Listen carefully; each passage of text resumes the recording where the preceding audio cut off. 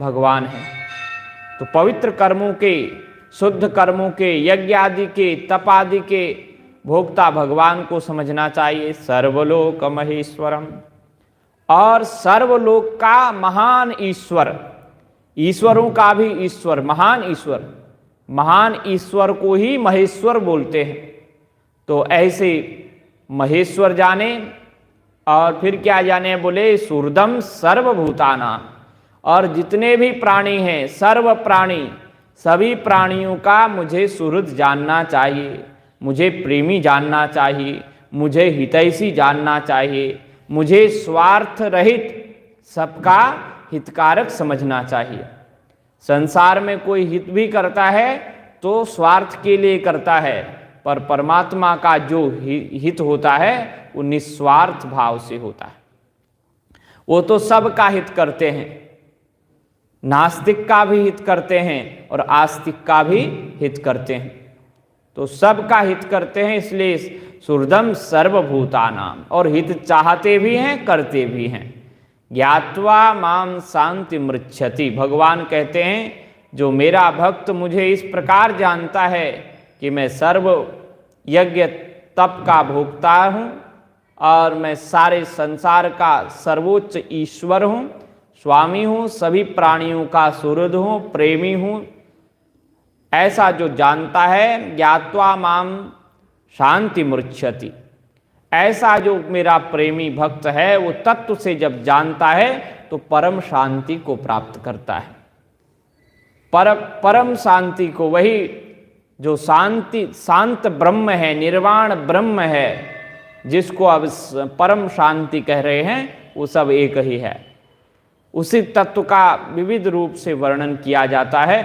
तो भगवान कहते हैं जो इस प्रकार से चिंतन करता है, इस प्रकार से योग करता है, वह किसी भी आश्रम में हो, किसी भी वर्ण का हो, वो गृहस्थ हो, वानप्रस्थ हो, ब्रह्मचारी हो, सन्यासी हो, ब्राह्मण हो, क्षत्रिय हो, वैश्य हो, शूद्र हो, अथवा कोई अंत्यज चांडाल आदि ही क्यों ना हो, वो सब जो है मुक्त हो जाते हैं।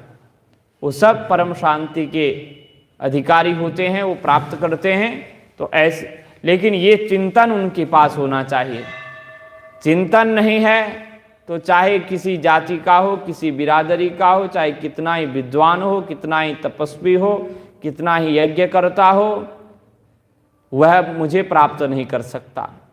ये जो चिंतन है, ये जो भाव हैं, वो उस व्यक्ति के जीवन में होनी चाहिए, तब वह इस यथार्थ ज्ञान को, यथार्थ तत्व को, यथार्थ शांति को, यथार्थ प्रेम को प्राप्त करता है। यहाँ पर ओम तत्सदिति, ओम जो है परमात्मा का वाचक है।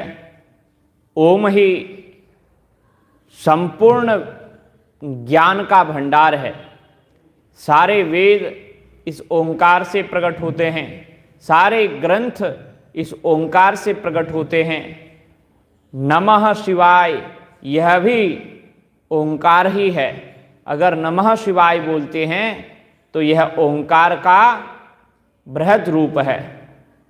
और इस नमः शिवाय के सब अधिकारी हैं।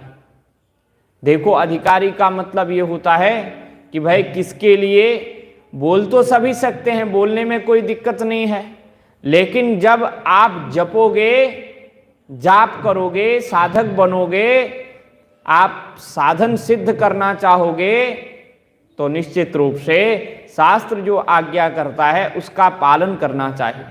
उसका पालन करने से ज़्यादा लाभ होता है। तो ये परमात्मा का वाचक है, तद भी परमात्मा का वाचक है, सत भी परमात्मा का वाचक है।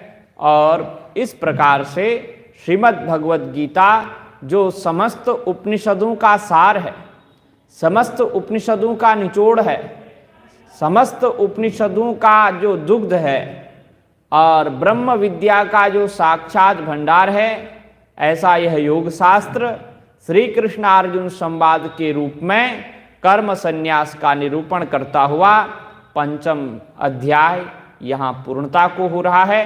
अब आने वाला जो अध्याय है वो छठा अध्याय है। तो अभी हमारे पास कितने दिन बचे हुए?